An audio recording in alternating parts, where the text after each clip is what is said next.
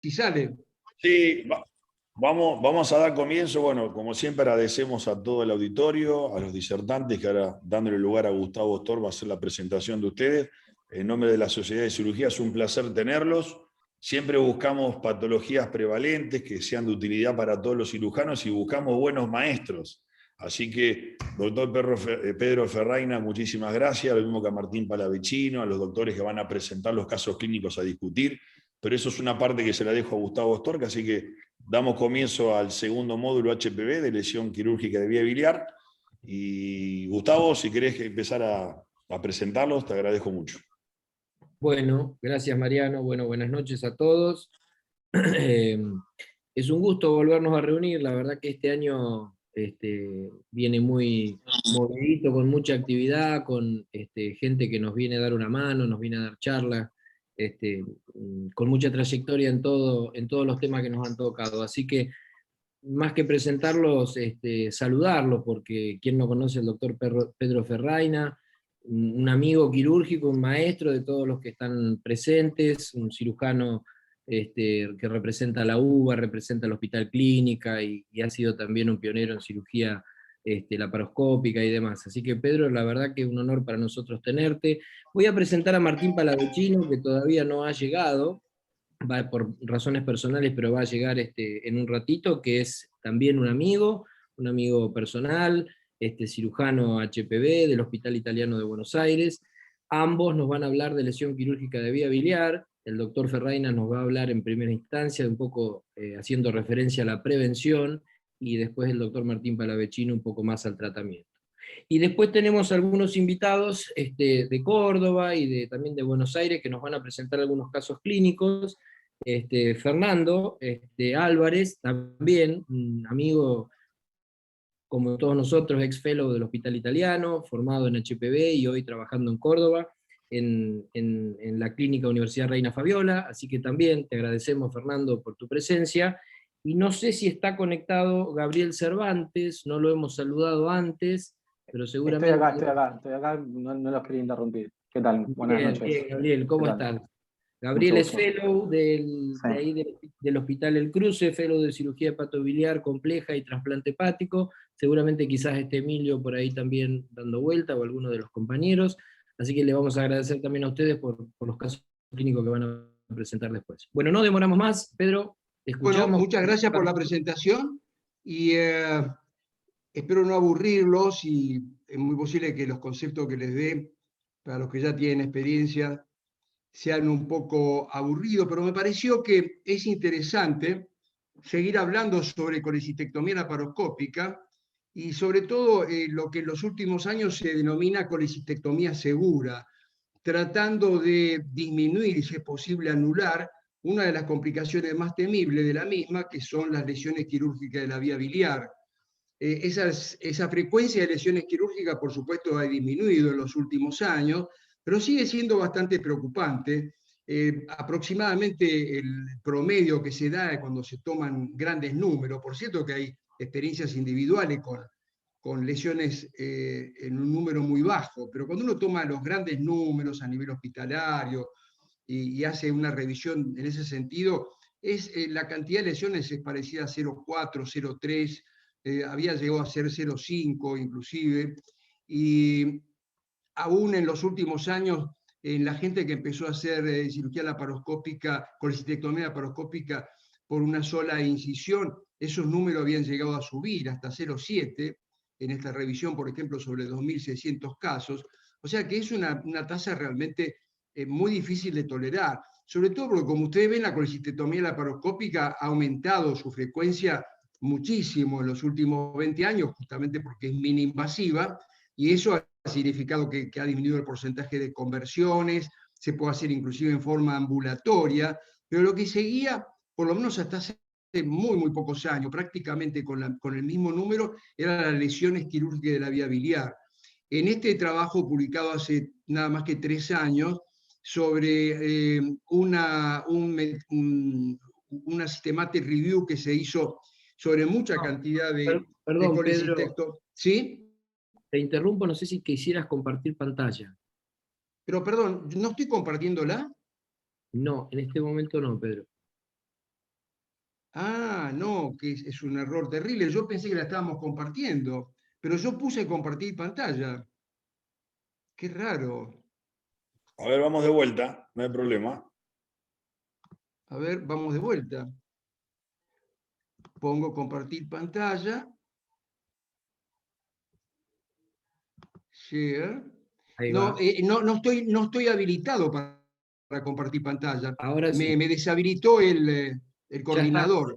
ya estás compartido, Pedro. Ahora podés Falta levantar la presentación. maximizar. Y ahora en este momento se ve. Sí, sí, sí. Solo podés maximizar la presentación y listo. Bueno, se perdieron las primeras diapositivas, justo eran las mejores. Pero bueno, no importa, no hace mucho a Pedro, la cuestión. si Sí. querés volver para atrás y maximizar el PowerPoint para pantalla completa. Es lo que voy a tratar de hacer ahora en este instante. Como le Dale. dije, les pido disculpas por la demora, pero estoy con una Tranquilo que hay computadora que no es tiempo. mía. Hay Pero tiempo. ahora se maximizó, ¿está todo bien? Sí, perfecto. Bueno, no, les estaba comentando, no importa ver las anteriores porque no, digamos, lo sustancial es decir de que el problema sigue vigente, en un número que por supuesto es variable y de acuerdo a la institución, al cirujano, etcétera, pero sigue siendo preocupante. Miren, esto es relativamente actual, sobre 500.000 pacientes aproximadamente, el rango de lesiones quirúrgicas iba de 0,30 a 0,50, tomando dos periodos, el periodo del año 94 al 99, que era de 0,50 a 0,84, y el último periodo, perdón, y el último periodo que bajó, pero sigue siendo importante. Quiere decir de que evidentemente la problemática de las lesiones quirúrgicas siguen existiendo. No me voy a detener mucho en cuanto al mecanismo de lesión, pero subrayé en lo que yo creo en lo personal que es el más habitual, que es la mala interpretación del conducto colédoco pensando que es el conducto cístico. Eso es lo más habitual. Por supuesto, puede haber lesiones por el electrocauterio, con estenosis isquémica, etcétera, y muchas veces ni siquiera sabemos cuál fue, porque hay muchas lesiones que no se diagnostican intraoperatoriamente, y cuando uno habla con el cirujano le dice, no, estuvo todo bárbaro, fue muy simple, y sin embargo el paciente terminó a veces con una sección de la vía biliar. Así que eso suele pasar. Lo de la interpretación visual, ustedes ya entienden que hay un esbozo de explicación, pero en definitiva lo concreto es que es una anatomía que a veces puede ser errónea porque uno está trabajando sobre un área muy pequeña que se denomina área de Mussmann y que le digo a la gente joven que este es un trabajo publicado en American Journal of Surgery del año 51, demasiado viejo para que uno crea que sea bueno. Sin embargo, a los que les gusta realmente la investigación anatómica, les diría que lo vayan a ver porque es realmente extraordinario. Este trabajo que demuestra, entre otras cosas, algo que ya se sabe muy bien, que es que en esa pequeña área, que es de solamente 2,5 a 3 centímetros, es donde uno puede encontrar vías biliares accesorias en un porcentaje importante, o la arteria hepática accesoria. Quiere decir que la mayor parte de las variaciones anatómicas se localizan en esta pequeña área. Por eso creo que es importante que uno tenga en cuenta de que cuando existen este tipo de temas, por ejemplo, un cístico que desemboca sobre un hepático derecho, como en esta circunstancia, la posibilidad de error sin duda puede llevar a este problema, como en el paciente que se ve una colangiografía retrógrada y se ve claramente de que hay una lesión del hepático derecho. Estos pacientes, desde ya, cuando uno completa el estudio opacificando en forma transhepática la vía biliar proximal, observa de que esa es la lesión y desde ya para nosotros la solución es la anastomosis de ese conducto exclusivamente con un ACNI de RUC, para lo cual siempre dejamos un catéter transhepático que es muy útil en este tipo de lesiones para disecar el hepático proximal. Si no, realmente a veces se hace muy tedioso.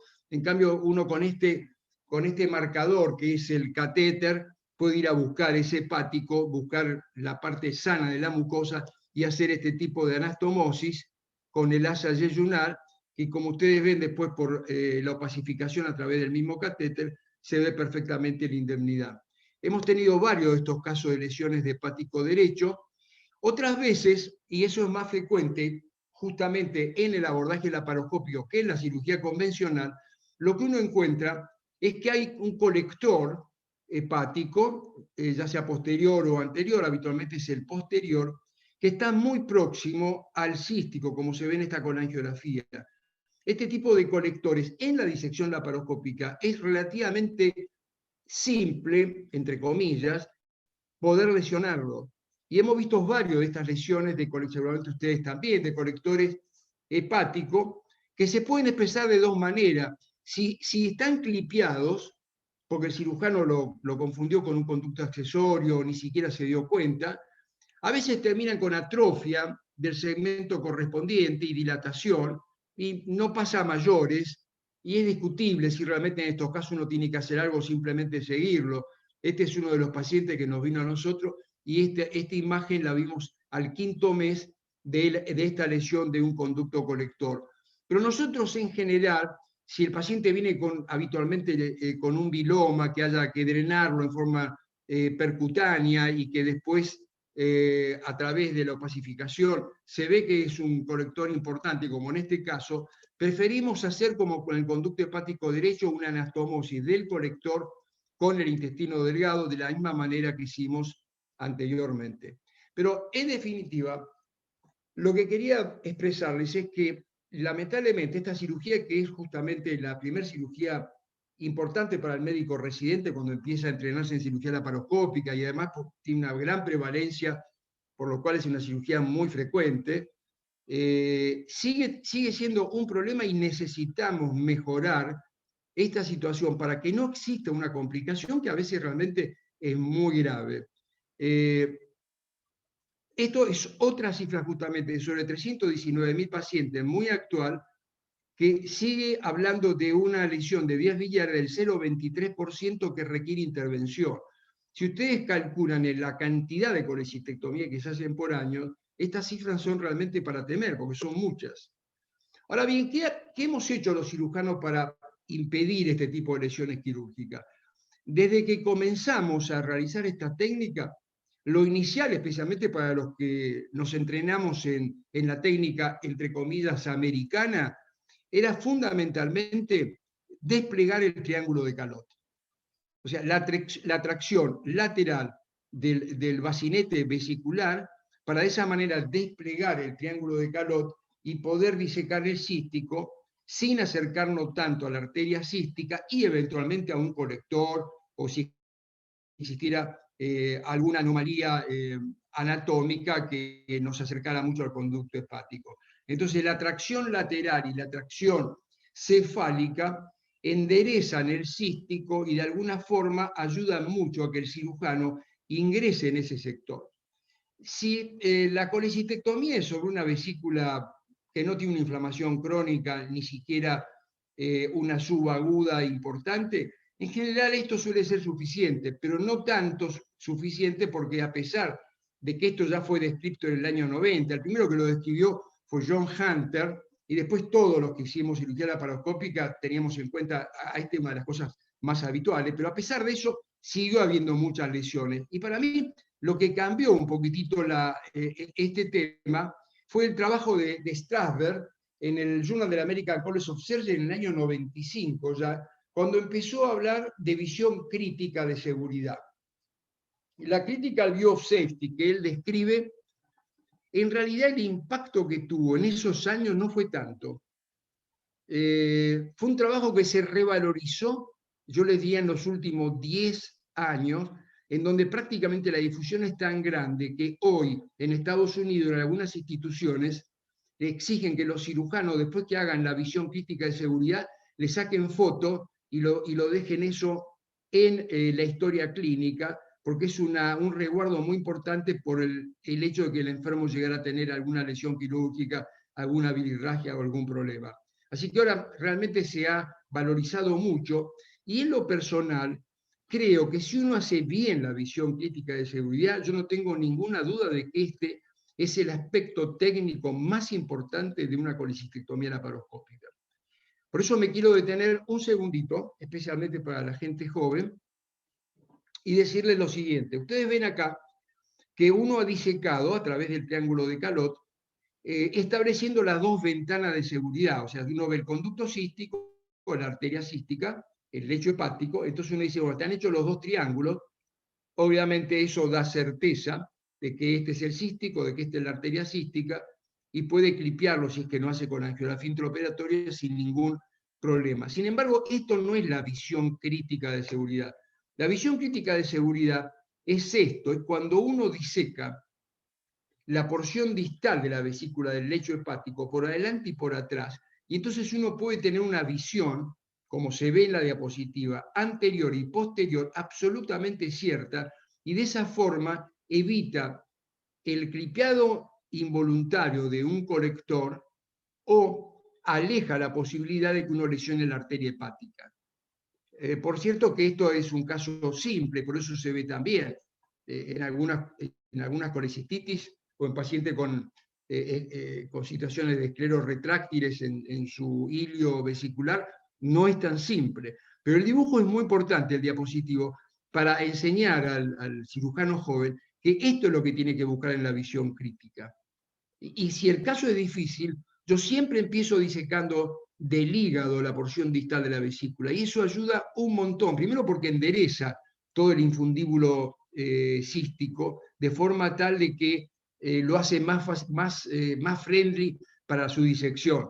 Pero fundamentalmente porque uno tiene una visión posterior, y entonces la posibilidad de lesiones vasculares o de algún conducto accesorio biliar disminuye mucho. La visión crítica de seguridad, les recomiendo que la hagan, aún en los casos simples que uno cree que está perdiendo el tiempo, porque se ve claramente que está el cístico y que está la arteria cística, pero es una forma de entrenarse en buscarla siempre, y eso es muy útil para los casos complejos. El otro problema con la colecistectomía, que afortunadamente es en muy pocos casos, pero que existe y que están publicados y que en algunos casos son mortales, son las lesiones vasculares, no solamente biliares, sino vasculobiliares. Y esto obviamente se ve casi siempre en pacientes con colecistitis agudas, con colecistitis agudas evolucionadas, con situaciones muy difíciles desde el punto de vista anatómico, que obligan al cirujano a ir a una zona que no se da cuenta y está directamente sobre el pedículo portal, y justamente es donde se pueden producir esas lesiones que son realmente muy, muy severas para poder solucionarlas intraoperatoriamente, y algunas de ellas inclusive son condiciones para trasplante hepático. No son muchos los trasplantes hepáticos que se han hecho por lesiones quirúrgicas de vías biliares, pero son unos cuantos, e inclusive apareció un trabajo hace un par de años que en aquello realizado por este tipo de lesiones la mortalidad era mayor. Ahora bien, ¿cómo uno puede llegar a evitar este tipo de lesiones? Me parece que ahí el otro detalle importantísimo es tener en cuenta lo que se denomina la línea de seguridad. La línea de seguridad es tomar desde el trócar epigástrico hasta el surco de Rivière, trazar una línea imaginaria y no meterse nunca, me estoy refiriendo a los casos de colecistitis subaguda, escleros retráctiles, donde es muy difícil a veces saber dónde está el cístico para ir a buscarlo específicamente. Y ahí uno a veces se confunde y la disección la inicia en lo que se ve en la diapositiva como línea, como área roja o rosada. Siempre la disección tiene que ser de la línea para arriba, nunca de la línea para abajo, porque si ustedes disecan de la línea para abajo, se pueden encontrar con la sorpresa que van a tener una lesión o de la porta o de la hepática, que sangre mucho, que después se haga mucho más complicado y que generalmente tenga que convertirlo, y que aún convertido suele ser realmente muy serio este problema. Por lo cual, creo que esta línea imaginaria es realmente un detalle técnico que les recomiendo a la gente joven, por supuesto, que tiene menos experiencia, que lo trate siempre de tener en cuenta. Que si no lo encuentra la disección por encima de esa línea, convierta el procedimiento. Pero tengan cuidado porque si se meten en el área vascular peligrosa, puede haber injurias que son realmente muy severas. Bueno, vamos a hablar ahora de algunos aspectos que podría llegar a mejorar todavía más, además de la técnica, este tipo de lesiones para evitarlas. Una cosa chiquita que quiero comentarles es que el tema de la visión crítica de seguridad de Strasberg, si bien se ha difundido muchísimo en los últimos años, si ustedes buscan evidencia de tipo A, o sea, una base científica absoluta para decir sí o sí tiene que hacerse siempre, no la van a encontrar, porque para ver diferencias significativas, cada brazo de un estudio aleatorio debería tener como mínimo 4.500 casos, es muy difícil. Pero actualmente, en los últimos años, ya hay una cultura de seguridad en colecistectomía laparoscópica. Se han creado comités especiales, SEIES y otras entidades han dado unos guidelines de cómo evitarlas, y hoy se habla cada vez más de colecistectomía segura y de la cultura de la seguridad en la colecistectomía, teniendo en cuenta fundamentalmente, entre otras cosas, el tema técnico de la visión crítica de seguridad. El otro aspecto que puede ayudar es la visualización de la vía biliar. Y uno puede ver la vía biliar a través de una colangiografía intraoperatoria, de alguna manera orgullo argentino, porque es la famosa mirizigrafía, descrita por el gran cirujano cordobés hace muchísimos años, una ecografía intraoperatoria o, actualmente en los últimos años, una colangiografía fluorescente con IgG, con verde indocianina. Con respecto a la colangiografía intraoperatoria, yo sé que es un tema que muchos de ustedes van a decir que no es necesario hacerla en forma sistemática. Desde ya le digo que yo sí creo que hay que hacerla en forma sistemática y la vengo realizando desde siempre, aún en los casos más simples. Nosotros publicamos un trabajo en el HBO hace muchos años, demostrando de que realmente esto es útil, porque cuando uno hace una colangiografía intraoperatoria, si se equivocó y en vez de hacer la sección del cístico seccionó el colédoco, la solución quirúrgica es bastante sencillo, pero evita una sección total de la vía principal. Y la experiencia del Hospital Italiano de Buenos Aires, que fue publicada hace relativamente pocos años atrás, ellos también la hacen en forma sistemática, y yo la traigo porque es uno de los papers que posiblemente más impacto tenga, en el sentido de que disminuyeron las lesiones quirúrgicas de la vía biliar, a pesar de que no lo están comparando con otro grupo igual, pero tienen una frecuencia realmente baja. Y lo más interesante, que es también la experiencia nuestra, que en caso de tener una lesión, en la gran mayoría de las veces, de las 20 en 15, se puede hacer el diagnóstico intraoperatorio. Entonces la solución es diferente de cuando uno hace el diagnóstico en el postoperatorio, tiene que reoperar al paciente y ya está séptico, etcétera, etcétera. Así que son dos experiencias argentinas para empujarlos, y eso será motivo de discusión, a que hagan colangiografía intraoperatoria en forma sistemática. El que dice que la hace de vez en cuando el caso lo amerita, yo personalmente digo no la hace nunca, porque lo hace siempre o no lo hace prácticamente. Y si uno lo hace siempre, son muy pocos minutos que demora, es muy, muy simple, y realmente le diría que es más que excepcional de que uno no pueda cateterizar el cístico con un catéter tan finito como lo hacemos por la laparoscopía. La ecografía intraoperativa se las muestro, pero realmente no ha tenido difusión, porque el expertise que uno tiene que tener, y además el equipo no es difundible.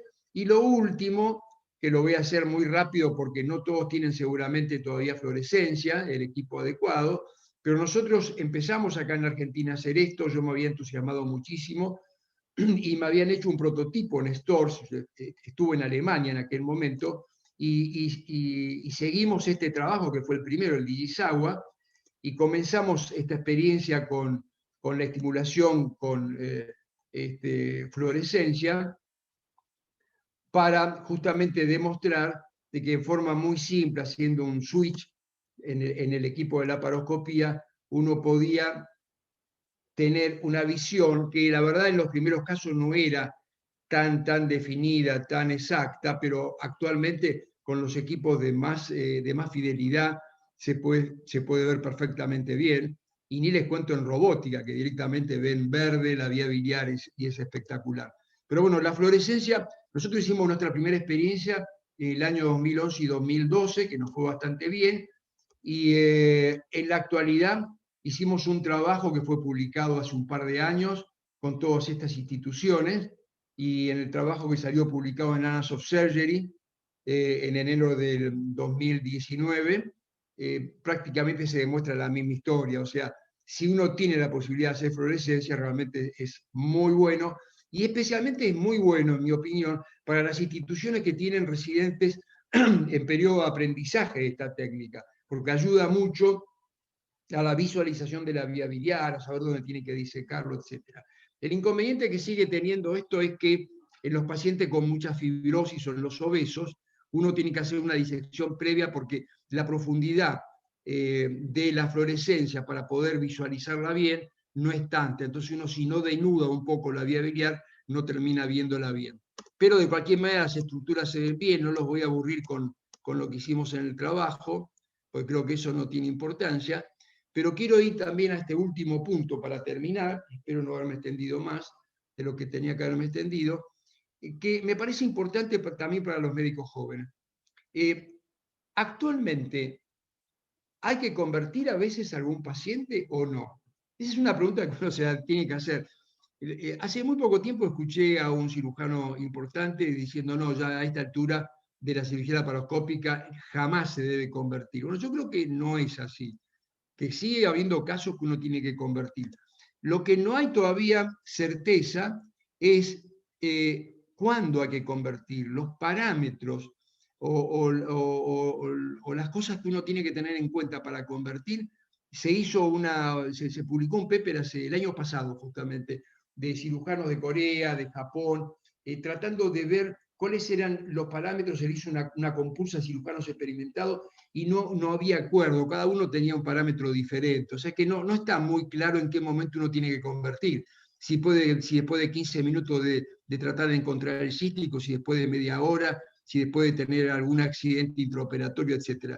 Lo que yo estoy convencido es que, en mi opinión, en este esquema, que lo vengo mostrando hace muchísimos años, casi desde que empezó la cirugía laparoscópica de vesícula, uno tiene que tener esto en la cabeza.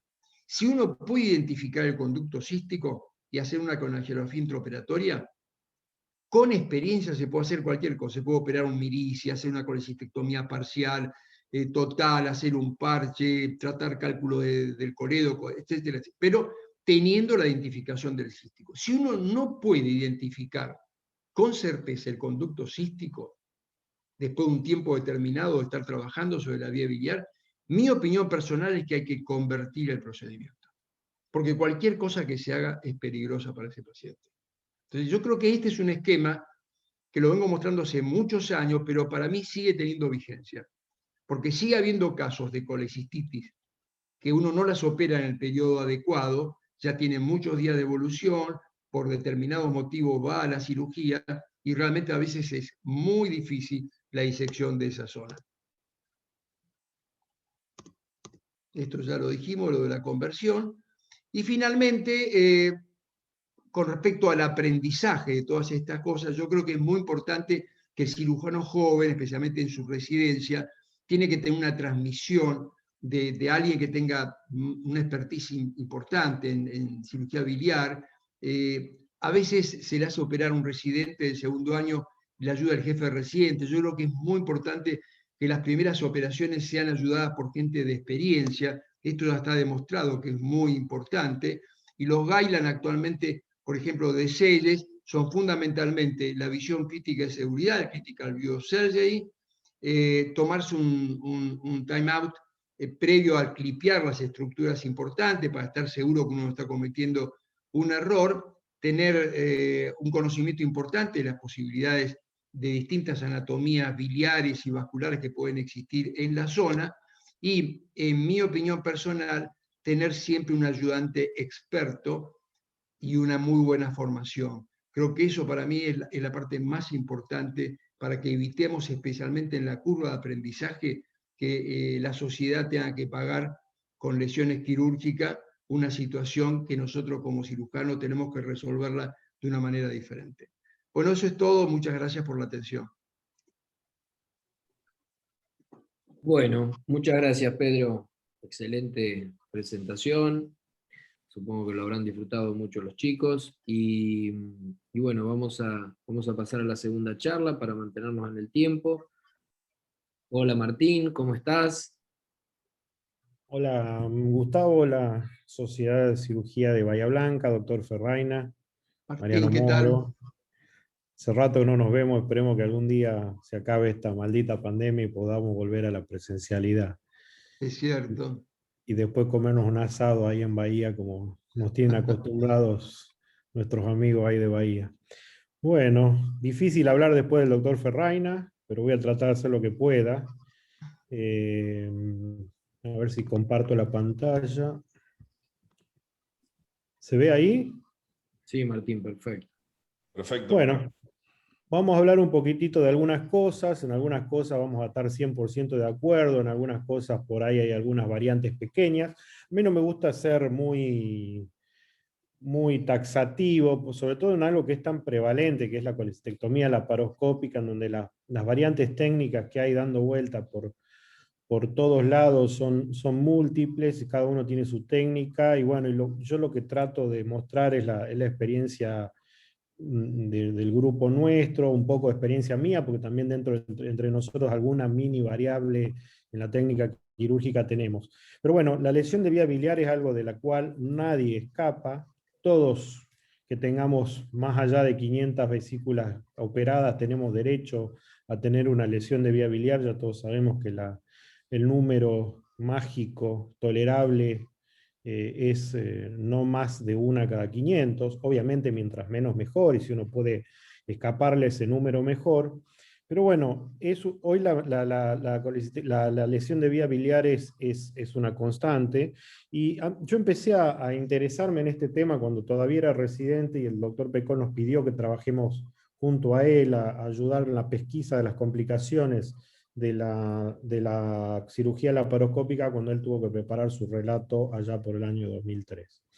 Como bien mencionó el doctor Ferraina, las consecuencias de una lesión de vía biliar van desde una simple rafia de un conducto que bien se diagnostica si uno hace colangiografía de rutina, y si hay tiempito voy a mostrar un poquitito, algún video mostrando algún caso de esto, en donde va de una simple rafia hasta el trasplante hepático. Y esto que ven acá ustedes es la primera resección hepática que se hizo en el hospital italiano, la hizo el doctor de Santibáñez, ya hace más de 20 años, en una paciente que tenía una lesión de vía biliar, y en donde ahí se ve el drenaje de vía biliar colocado dentro de la misma, y que por X motivo que ya vamos a ir viendo, necesitó una resección hepática.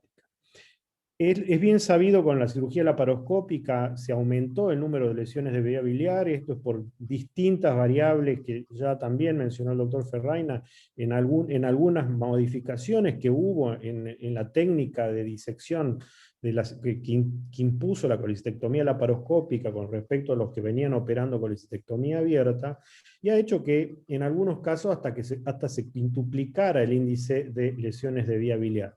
Gracias a Dios estos números se están revirtiendo con el aumento de la experiencia en la cirugía laparoscópica y en los grupos distintos. Ha hecho que uno vaya viendo una curva descendente, y esto siempre va a ser una buena noticia para nosotros y para nuestros pacientes. Los cucos de la colecistectomía laparoscópica son varios. El más común, pero menos temido, es la infección de herida, pero la bilirragia, que es el 0,6% de los pacientes, es uno de los primeros dolores de cabeza que tenemos en el postoperatorio, o que podemos llegar a tener en el postoperatorio de una vesícula. Las hemorragias es la primera causa de conversión, y la lesión de víscera hueca es la primera causa de mortalidad perioperatoria, pero la bilirragia es aquella que nos va a complejizar el paciente, sobre todo si comprobamos que la causa es una lesión de vía biliar. La incidencia de la bilirragia es 1%, o 0,6% y 1%, y las causas más frecuentes son las más leves, que son el desplazamiento del conducto del clip o la necrosis del conducto cístico, y digo más leves porque en general suelen ser fácilmente reparables. Otra causa no tan frecuente es la filtración del parénquima hepático, y acá quiero ver la cara del doctor Moro, que uno de los primeros recuerdos que tengo como residente de primer año es un paciente que operó el profesor, y se tuvo que reoperar por un conducto de Luschka que no había sido diagnosticado oportunamente en la cirugía, pero bueno, es una causa menos frecuente, y la más temida, pero de simple resolución, y la más tenida es la lesión de vía biliar, que es el tema que nos atañe a hoy. Nosotros también hacemos colangiografía de rutina, ya casi que no aceptamos los debates de si hay que hacer o no hay que hacer. Nosotros hacemos, el doctor Ferraina, que viene de un centro de alta experiencia, también hace. Así que yo les recomiendo que si ustedes tienen un seriógrafo en sus quirófanos, no les cuesta nada, pongan un catéter, practiquen cómo se hace una angiografía, y les puedo garantizar que se van a encontrar más de una sorpresa en uno cada 10 o cada 20 pacientes, ¿sí? Por ejemplo, esta colangiografía, y le voy a pedir al doctor Stork o al doctor Moro, que me digan si esta colangiografía la ven es normal. Doctor Moro. Vos sabés, Martín, que me sale mitad de pantalla, mitad de vía biliar puedo ver nada más. No sé si al resto Sí. también le pasa lo mismo. Y esa es la trampa.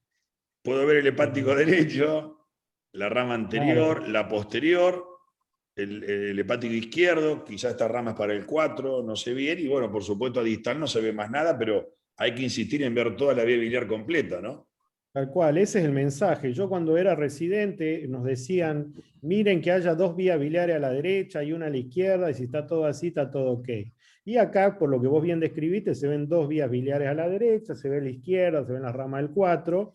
Obviamente la escondí porque algo tiene, si no, no hubiese escondido. Y acá vemos cómo tiene un colector exclusivamente del segmento 6, no es el posterior, es exclusivo el segmento 6, que está desembocando distal, apenas por encima del conducto cístico, que obviamente no pasó nada, fue diagnosticado con la colangiografía, pero es una de esas variantes que si uno hace una disección muy profunda o muy descuidada de las periferias del conducto cístico, uno puede lesionarlo y con las consecuencias que esto implica. Entonces yo siempre le digo a mis residentes, lo mismo que me decían a mí, pero siempre les digo, busquen específicamente el colector del 6 y vean que el colector del 6 esté desembocando en algún lado, ¿sí? En la vía biliar derecha como la mayoría de las veces, pero no descarten que puede estar, como en este caso, desembocando solito ahí en la vía biliar principal y bastante distal a lo que es el Carrefour. Y esta variante no es tan infrecuente, creo que según la clasificación de Quinault, de variantes de la vía biliar, representa el 2% de los pacientes. Los métodos por imágenes, no vamos a hablar de esto, el diagnóstico de la lesión de vía biliar va a depender si lo hacemos intraoperatorio, o en el postoperatorio inmediato, o en el postoperatorio tardío.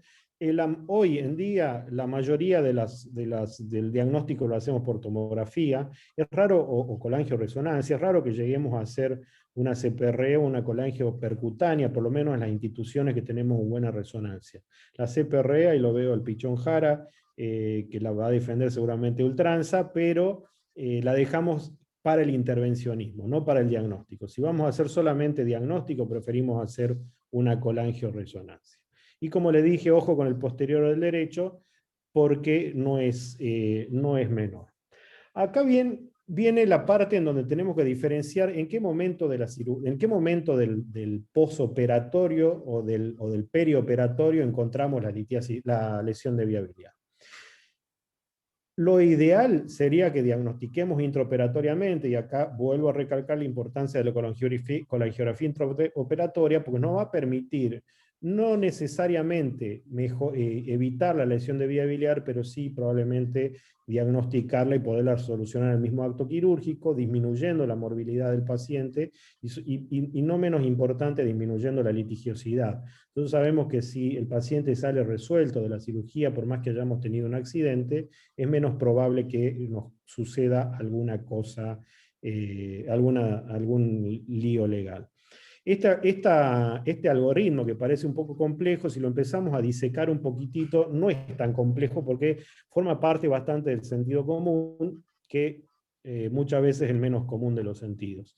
Entonces, cuando diagnosticamos intraoperatoriamente una lesión de vía biliar, lo primero que tenemos que fijarnos es si hemos cortado parcialmente la vía biliar, ¿sí? Que esto puede suceder, y después voy a mostrar un video, en aquellos que hacemos colangiografía de rutina y mal interpretamos la anatomía, disecamos el colédoco, le hacemos la sección con tijera fría, ¿sí? O sea, no tenemos lesión térmica, lateral al colédoco, diagnosticamos que estamos en el colédoco, no en la vía biliar, perdón, y no en el cístico, Entonces, en estos casos, lo que hacemos habitualmente es suturar el colédoco, siempre y cuando tenga un diámetro adecuado y tengamos experiencia en la sutura laparoscópica. Lo ideal es hacerlo laparoscópico. Si no tienen experiencia laparoscópica, no es pecado convertir. Y la colocación de un tubo de Kerr o drenaje transpapilar colocado por vía laparoscópica transística o a través de la coledocotomía que se le hizo, se va a decidir en función de si se cumplen los criterios de Mirici o no se cumplen los criterios de Mirici. Después puede ser que no hagamos colangiografía de rutina o hayamos mal interpretado la colangiografía y que uno haga una sección total del colédoco. Interpreto mal, creo que estoy cortando el cístico, lo corto del todo y me doy cuenta que corté el colédoco. Bueno, obviamente no es raro que entremos en pánico, llamar a alguien que tenga experiencia o más experiencia que nosotros, o a veces alguien que tiene la misma experiencia que nosotros, pero que no está envuelto emocionalmente con el paciente, y en estos casos, si la vía biliar tiene un diámetro adecuado, hacer una anastomosis término terminal, o eventualmente, en algunos casos, hacer una anastomosis biliodigestiva, un hepático yeyuno anastomosis en IDA-RUX, y con la colocación, lo mismo que anteriormente, de un tubo de Kerr o un drenaje transpapilar, si no se cumplen los criterios de Mirici. Ahora, aquellos pacientes que tenemos una lesión térmica, es decir, la sección que hicimos, la hicimos con el electrobisturí monopolar, o en aquellos pacientes que tenemos una resección de la vía biliar, como en estos casos está comprometida la irrigación de la vía biliar, en estos casos tenemos que evaluar si tenemos o no tenemos experiencia en el manejo de este tipo de lesiones. Si no tienen experiencia, hay que pensar fríamente y con humildad, colocarle drenajes, es decir, drenemos al paciente y derivémoslo a un centro de alta complejidad, o alguno que tengamos cerca, que tenga más experiencia que nosotros, y les puedo garantizar que va a andar mucho mejor de que si intentamos hacer reparaciones sin nada de experiencia. Y si tenemos experiencias, la resolución es hacer una resección y una hepático yeyuno anastomosis. Es importante esto de la resección porque tengan en cuenta que ya sea una lesión térmica o una resección, les repito, hay compromiso vascular de la vía biliar, y si no hacemos un hepático yeyuno anastomosis relativamente alto en la vía biliar, esa anastomosis va a fracasar porque tiene muy mala irrigación. Así que, como ven, no es tan complejo el algoritmo cuando uno lo razona o lo piensa detalladamente. ¿Qué hacer en estos casos cuando tenemos una lesión de vía biliar? Bueno, obviamente ver el estado clínico del paciente, etcétera, etcétera, en aquellos pacientes que hacemos un diagnóstico tardío de la lesión de vía biliar.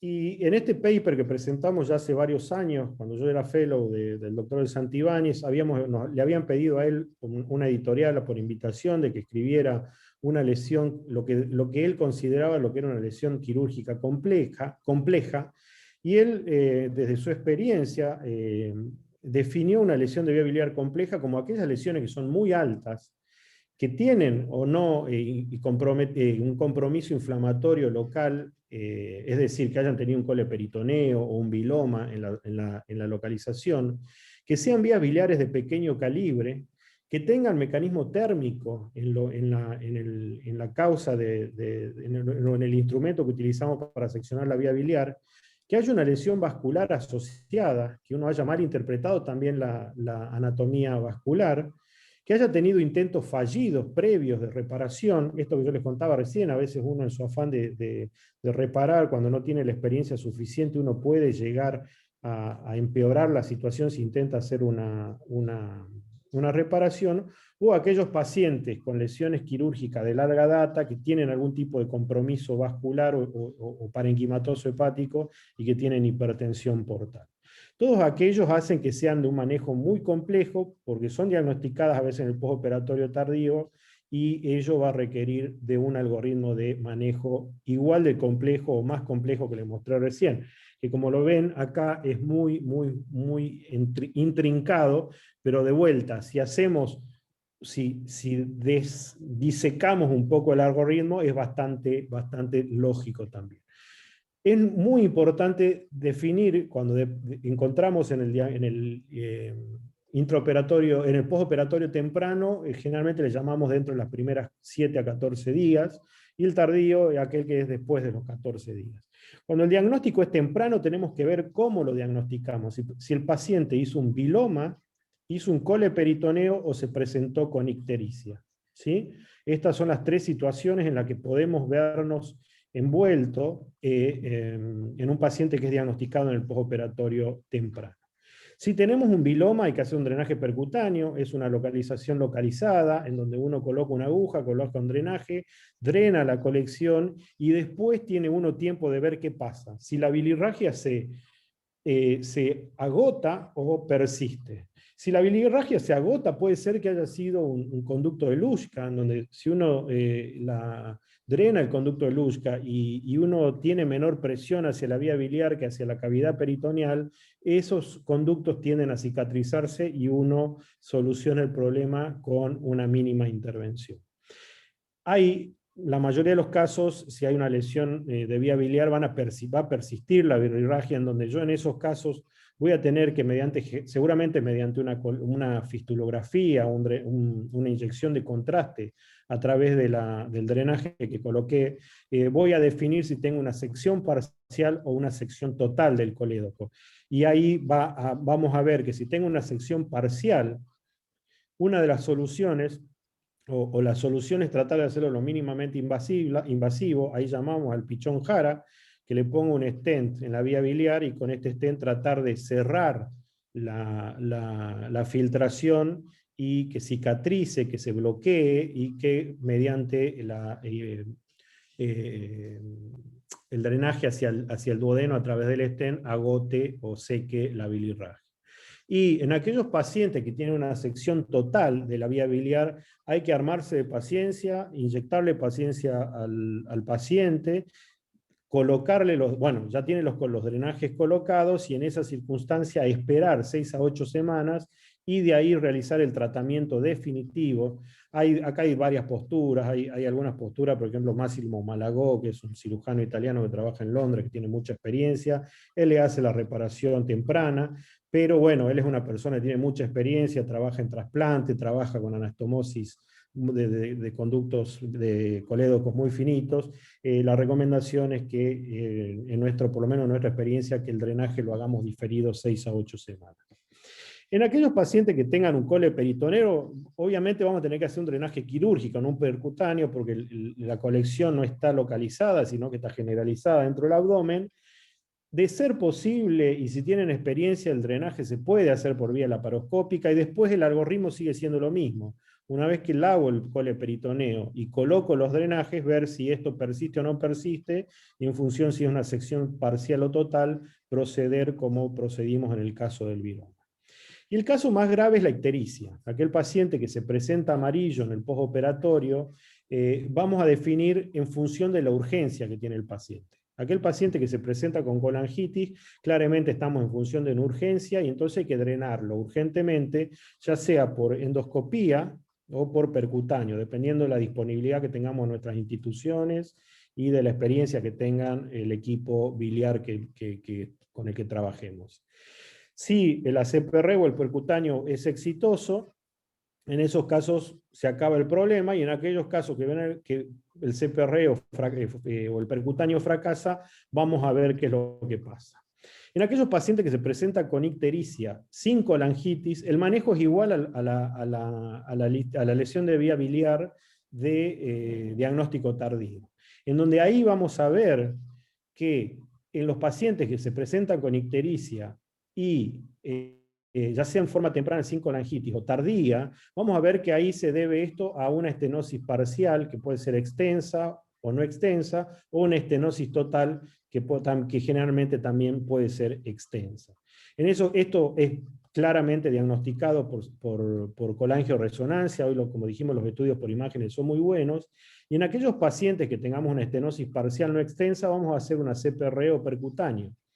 Y los pacientes que fracasan a hacer perreo percutáneo, vamos a tratarlo como una estenosis total o extensa, y en esos casos, obviamente, la única resolución es la quirúrgica. Estamos en un paciente que no apura, estamos en un paciente no colangítico, en el que tenemos que tratar de hacer el tratamiento definitivo. Y el tratamiento definitivo es la mejor anastomosis biliodigestiva que le podamos ofrecer al paciente.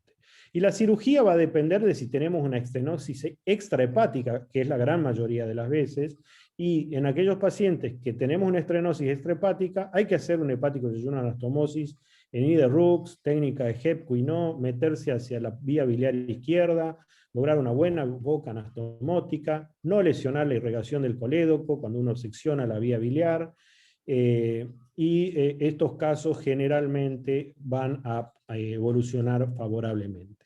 Pero tenemos pacientes en los que generalmente tenemos una lesión vascular asociada, donde la estenosis se transforma en una estenosis que se mete dentro de la vía biliar intrahepática de un solo lado, y en estos casos es los pacientes que vamos a terminar en una resección de vía biliar. Resección hepática, ¿sí?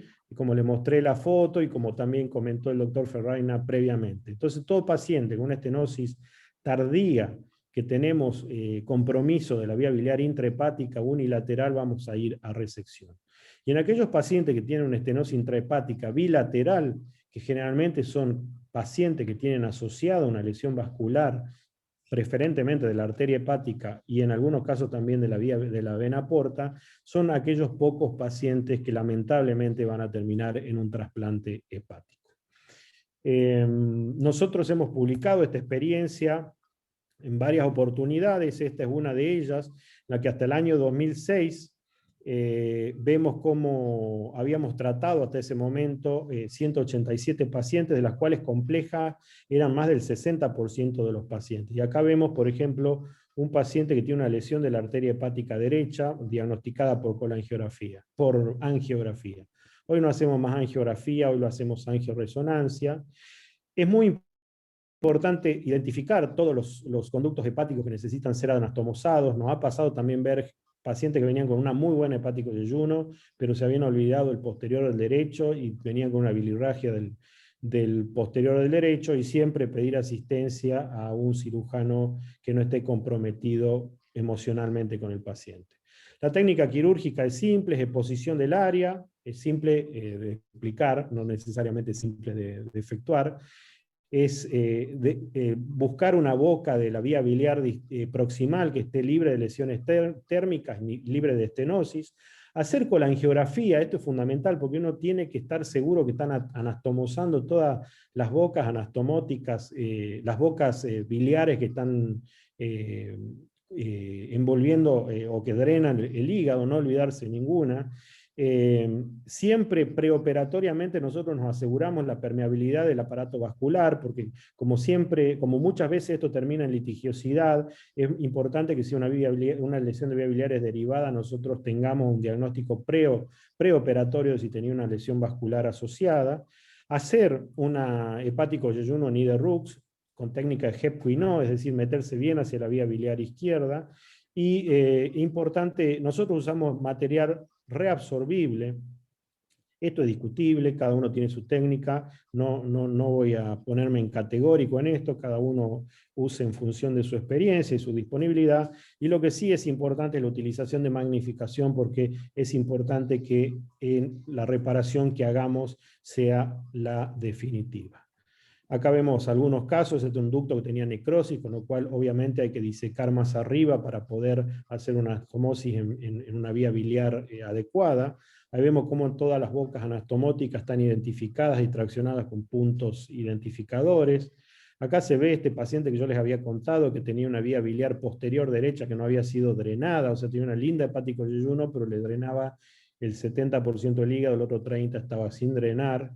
Hacer un Doppler intraoperatorio no está de más, y hacer una técnica de Hep-Quinault para anastomosar. En este caso estamos anastomosando solamente el posterior derecho, que estaba no anastomosado separadamente.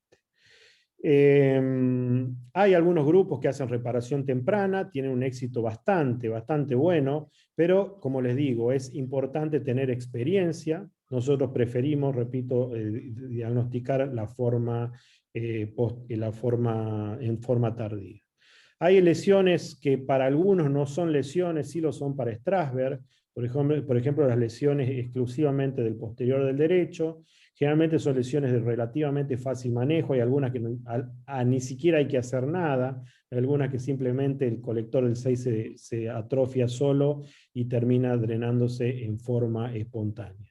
La lesión vascular es importante y acá es muy interesante ver, si ustedes ven en este gráfico que hizo Axel Beisco, donde tenemos clipada la arteria hepática derecha, pido disculpas, no tengo flecha, no sé cómo señalar, donde está clipada la arteria hepática derecha y la perfusión de izquierda a derecha se mantiene por un plexo iliar que está a nivel de la bifurcación del colédoco. Les recomiendo este paper que es muy interesante, el de la derecha, del New Zealand Journal of Surgery, en donde se ve que el plexo iliar va a alimentar la arteria hepática derecha, y que si uno diseca muy adentro la vía biliar, tiene riesgo de lesionar ese plexo y terminar de interrumpir el flujo de izquierda a derecha con el total compromiso de la irrigación de la arteria hepática derecha.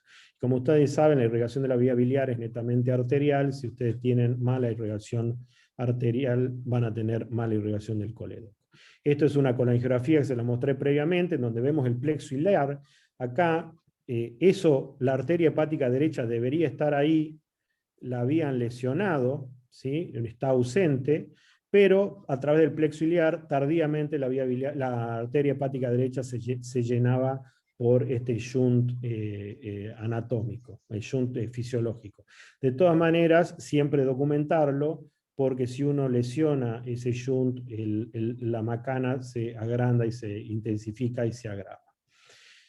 El doctor Belghiti publicó en HPV hace ya 20 años 12 resecciones hepáticas. Nosotros publicamos nuestra propia experiencia en el hospital italiano, que, repito, es una experiencia vieja. Esto está republicado después en el año 2012 y deberíamos actualizarla, porque ya tenemos más de 20 trasplantes hepáticos por lesiones de vía biliar. Estas son 9 resecciones, tenemos más de 16. Y hepáticos yeyunos y repáticos yeyunos ya creo que hemos perdido la cuenta. Y con un índice de permeabilidad de la vía biliar superior al 85%, pero tenemos en cuenta que en esta publicación solo se consideraron lesiones de vía biliar complejas, es decir, que tenían de entrada muy mal pronóstico. Así que, en resumen, las lesiones vía biliares son más frecuentes en la diaria laparoscópicas, a su vez son más complejas. Gracias a Dios, yo creo que eso se está revirtiendo y que en un par de años vamos a tener que modificar esta diapositiva y decir que van en disminución. Las reparaciones complejas nosotros opinamos que deben realizarse por laparoscopía, pero las lesiones simples, y cuando tienen experiencia en laparoscopía, algunas se pueden realizar por laparoscopía, y la variante de cirugías que se requieren para solucionarlo van desde la simple sutura de la vía biliar hasta el trasplante hepático. Muchas gracias. Excelente, Martín. Muchas gracias por la presentación, muy clarita. Fuiste marcando un algoritmo que, como vos dijiste, al principio asusta, pero después no es tan difícil cuando uno lo puede seguir. Y ojalá que se cumpla eso que estás diciendo, porque me parece que todos los estamos observando, que de alguna manera las lesiones quirúrgicas puede ser que estén disminuyendo. Bueno, Fernando, si vos querés compartir pantalla y presentar tu caso. Bueno, ¿cómo están? Buenas tardes. Muchas gracias, Mariano, Gustavo, toda la Sociedad de Cirugía de Bahía Blanca. Ahí comparto pantalla, avísenme si se ve. Perfecto, se ve perfecto. Bueno, y la idea es presentarle un caso que representó un desafío personal muy importante como cirujano especialista de un servicio que recién llegaba. El servicio me había mudado de vuelta a Córdoba, así que, bueno, vamos a discutirlo. Me imagino vos, Gustavo, va a moderar, a ver qué opina el resto de la resolución. Era una paciente de 55 años, tenía este antecedente que parece banal, pero el intraoperatorio para la decisión fue muy importante. Tenía un bypass gástrico 2 años previo a la consulta, y bueno, se le diagnostica litiasis vesicular sintomática y se programa la cirugía. ¿Qué pasa en la cirugía? Colecistectomía laparoscópica, se hace una lesión de vía biliar. La paciente tenía una variante del posterior derecho que desembocaba aislado en el hepático, y se hace una sección térmica parcial del conducto posterior derecho. Ahí lo ven ustedes, hay un gráfico para que lo entiendan mejor. Está rotada la vesícula, esa es la cara posterior a nivel infundibular. Y acá viene la pregunta, ¿qué hacemos con esta paciente? Tiene una lesión térmica del posterior derecho diagnosticada en el intraoperatorio. No sé, Gustavo, si querés abrir. Bueno, dale, vamos a abrir un poquito la opinión. Obviamente lo tenemos a Martín, lo tenemos a Pedro, y obviamente abrimos para que cualquiera que quiera opinar levante la mano. Refrescando, es un hallazgo intraoperatorio durante una colecistectomía electiva, llamémosle, sin dificultades técnicas, pero con una variante anatómica, y donde se diagnostica la lesión con lesión térmica y sin daño vascular. Por lo visto no hay sangrado, no hay nada. Así que estas son todas las condiciones que tenemos con el paciente. Bueno, Martín, Pedro, ¿nos quieren dar alguna visión inicial? No, yo lo que quiero preguntarle es, ¿el diagnóstico que hicieron fue corroborado por una colangiografía intraoperatoria? ¿Pudieron cateterizar en forma proximal ese conducto? ¿Cómo llegaban a la conclusión de que era un colector posterior? Y si la lesión térmica abarcaba hasta la desembocadura en el hepático común, o si era solamente sobre la parte proximal, sobre la superficie hepática, la lesión térmica. Bueno, buenas tardes, doctor. Gracias por la pregunta. Para aclarar, yo hasta ese momento no estaba presente. El cirujano lo detectó por la salida de bilis. O sea, con el HUC, cuando empezó a quemar, ya le llamaba la atención que era una adherencia firme, que parecía una adherencia que no se seccionaba rápido. Y al momento de la sección parcial, la salida de bilis es el diagnóstico intraoperatorio. Por supuesto que después se hizo la colangio, se las voy a mostrar. No sé si prefieren que pasemos a eso para tomar la decisión, pero en sí era una lesión térmica parcial del posterior derecho que llegaba muy cerca del hepático. La verdad que es difícil estimar en el intraoperatorio cuánto se va a extender esa lesión, pero la apariencia del tejido quemado iba muy cerca del hepático y bastante hacia arriba también, casi hasta el nivel del ingreso al hígado del conducto. Sí, sería importante, Fernando, la colangio para ver si es si es 6-7, si es del 6 solo. O sea, habría que tratar de tener una colangio, a ver si pudieron hacerlo. Bueno, la colangio la tengo en el video, pero porque después muestro un video de la resolución, Bueno. Después se los muestro. Básicamente yo acá hago hincapié, aprovecho para mencionarles la conducta inicial de ese cirujano, que fue correcta. Como médico de planta que no era especialista, me contacta a mí por vía telefónica, acudo a la institución, y ese cirujano actuó de manera correcta. Ya lo dijeron el doctor Palavecino y el doctor Ferraina. Hay que hacer un time out, hacer autocrítica si uno es realmente capaz de solucionar eso, y si uno tiene disponibilidad de un cirujano HPV, contactarlo, y si no lo tiene, derivarlo a un centro que tenga manejo multidisciplinario. Ahí la pregunta que me hice yo, al menos, fue si la reparaba en el momento a la lesión o la difería a la reparación. Por supuesto, de vuelta, ¿no? La colangio la tengo en el video. Simplemente lo que les digo es una lesión del posterior derecho que desembocaba, como les mostré en la figura, en el hepático. Si quieren la busco mientras discutimos reparación intraoperatoria versus diferida, y se las muestro a ver si la tengo separada la colangio. Hago una pregunta. El doctor Pedro Ferraina hoy en su charla en algún momento esbozó que hay algunos canalículos que se pueden clipar y dejar perdido. Pedro, ¿te parece que un posterior derecho, o sea, un 6-7 completo, podemos poner un clip y dejarlo? Claro, yo todos los casos que he tratado de hepático derecho o de posteriores, especialmente cuando toman 2 segmentos, son diagnosticados en el postoperatorio como viloma, y como yo les mostré, tengo una opacificación de la vía biliar por una colangio retrógrada y además por una vía transparente hepática, y yo trato siempre de resolverlo con hepático yeyuno. Tengo 7 casos operados así. Y tengo un caso que les mostré, donde el cirujano había clipeado la parte proximal, dejamos la evolución, se atrofió el segmento correspondiente y no fue necesario hacerle nada. Ahora, no me tocó nunca resolver un caso intraoperatoriamente. Primero quería decirle de que coincido absolutamente con la necesidad de llamar a un cirujano experimentado cuando uno tiene un inconveniente, si salen joven o sin mucha experiencia en este tipo de resolución. Creo que en eso ya hay un consenso, inclusive en Inglaterra existe un número determinado de teléfono donde hay un grupo de cirujanos HPV de guardia que van a resolverlo. Cuando uno trabaja en una institución como es un hospital importante, generalmente no tiene inconveniente porque suele haber cirujanos más experimentados que los llaman y suben a quirófano o bajan de acuerdo a donde esté el quirófano y resuelven el problema. En lo personal me ha tocado que me han llamado de alguna institución relativamente cerca y he ido. Me parece que eso es lo que corresponde hacer. Pero bueno, no siempre se da esa circunstancia. Pero me gustaría mucho ver este caso que hicieron intraoperatoriamente, porque acá hay dos problemas, no solamente una lesión, sino que además hay una lesión isquémica, o sea, más que isquémica, porque todavía no llegó a la isquemia, pero una lesión por el electrobisturí muy extendida, porque la confundieron con una brida. Eso realmente es difícil tener certeza de la extensión de una corriente monopolar, ¿no? Mariano, ¿querés opinar?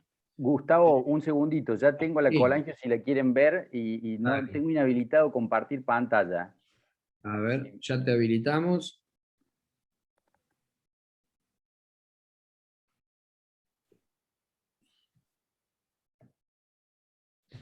Dale, Fernando. Ahora sí.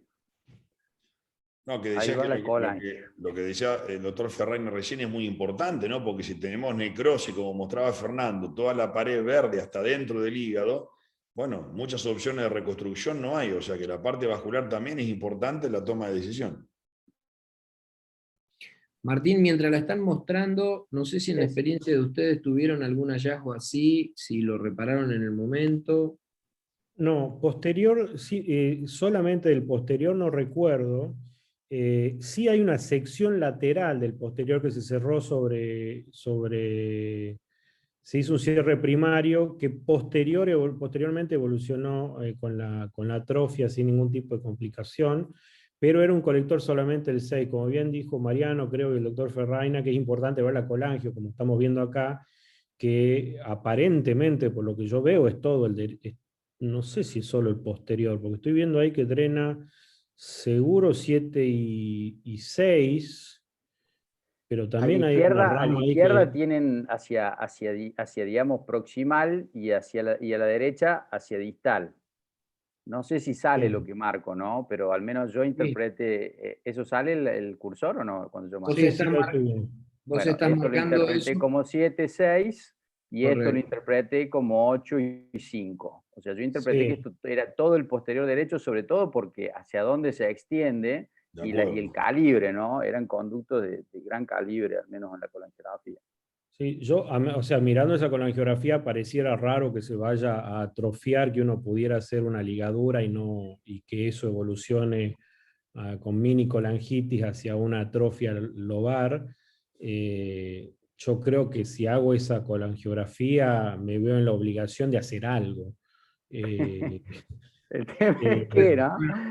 Vos sabés así que, que vamos a ver, Fernando, vos ahora nos vas a mostrar, a nosotros en la sí, experiencia si quieren, de sí. LQEB nos han tocado del 6, del 6-7. ¿a vos ahí, Fernando, te llamaron intraoperatorio o vos lo conociste posoperatorio? Intra. Me llaman en el intraoperatorio y me dicen, tengo salida de bilis. Ni siquiera era un diagnóstico certero, veo salida de bilis y no me queda claro bien de dónde. Fernando, Que, ¿en tu hospital o en otro hospital? ¿Estabas en mi cómodo donde hospital, estabas? en el ¿Cómo? hospital donde yo trabajo. No tenés O opción, sea, algo tuviste que hacer. tenía que, se imaginarán el momento, ¿no? Algo tuviste que hacer. Sí, algo tuve que hacer. Si quieren, avanzo un poquito. Bueno, Dale, dale. la Pero, pregunta era... perdón, ¿me podés mostrar nuevamente la colangio y Sí, señalar doctor. con el puntero dónde es la lesión para vos? Ahí le comparto. La lesión, yo ahí estoy canulando, ya van a ver el video, estoy canulando el orificio lateral, porque era una sección parcial térmica, estoy canulando en sentido proximal hacia el hígado. La lesión está exactamente ahí. Y en este estoy canulando hacia distal, nomás que la cánula entra directamente al hepático, porque era muy, muy corto el cabo. Y estoy pintando la vía biliar principal, la rama de lo que yo interpretaba como 8-5 y vía biliar izquierda, ¿no? O sea, estaba en el hepático posterior derecho, bastante más cerca del hepático que de la bifurcación arriba del 7 y 6, ¿no? No parece un colector de un solo segmento, eso es por como mínimo Claro. tiene 2 segmentos, tienes el 6 y el 7 seguramente. Exacto, esa era mi interpretación y bueno, concordando con lo que decía Martín, no parecía algo que uno pudiese ligar y uno ahí cuando liga se arriesga con la angitis postquirúrgica, o sea, yo si no reparaba me inclinaba más a dejar un drenaje que a ligarlo. Pero bueno, ahí era reparo o difiero la pregunta en mi caso y la verdad que siendo el especialista no podía tirar la pelota para otro lado. El primer mensaje, sobre todo porque hay gente joven, cuando uno evalúa el momento de reparación, dice, bueno, inmediato o tardío, la literatura habla de resultados similares, donde seguramente no hay que reparar es en el periodo mediato, es decir, 3 días a 1 semana, a 6 semanas. Y cuando uno evalúa la literatura, dice, bueno, inmediato tardío es bastante similar en morbilidad y estenosis biliar, esto es el último metaanálisis del año pasado, pero una condición sine qua non para que eso se dé es que el cirujano tenga experiencia en reparación, porque eso asegura una mayor tasa de éxito y menores complicaciones. Y de hecho es más costo efectivo que repare la lesión un cirujano especialista en el periodo precoz que en el periodo tardío y por supuesto mucho mejor que un cirujano el que está operando que no tiene experiencia.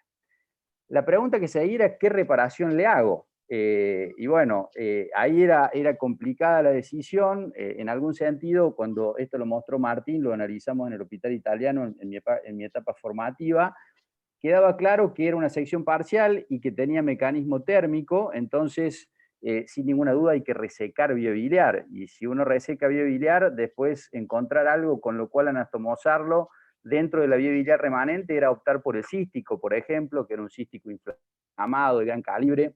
Tampoco tenía certeza que llegara libre de tensión allí, y la verdad que si uno piensa en el estándar, el hepático de Yeyuno anastomosis, no hay que dar muchas vueltas. Ahora, ¿por qué resecar vía biliar? Bueno, porque se sabe y está estudiado en modelos experimentales que las lesiones térmicas pueden progresar mucho más allá del sitio de aplicación, sobre todo si uno aplica mucho tiempo la lesión térmica, puede progresar hasta algunos centímetros en direcciones distales.